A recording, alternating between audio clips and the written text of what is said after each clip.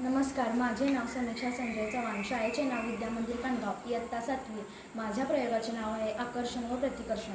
एका काचेच्या कांडीचा टोकाकडील भाग रेशमी कापडावर घासा. घर्षण क्रियेमुळे एक थोडासा प्रभार एका वस्तूवरून दुसरीवर जाईल, त्यामुळे दोन्ही वस्तू काहीशा प्रभारित होतील. ही कांडी एका दोरीने हवेत लटकवून ठेवा. आता वरील प्रकारेच प्रभारित केलेली काचेची दुसरी कांडी लटकवलेल्या काचकांडीच्या जवळ न्या.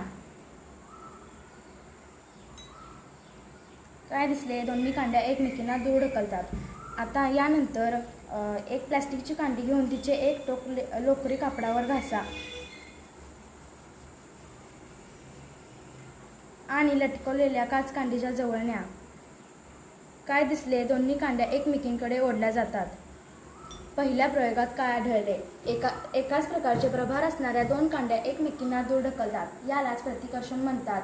दुसऱ्या प्रयोगातून आपल्याला हे समजले की विरुद्ध प्रकारचे प्रभार असणाऱ्या दोन कांड्या एकमेकींकडे ओढल्या जातात. यालाच आकर्षण म्हणतात. धन्यवाद.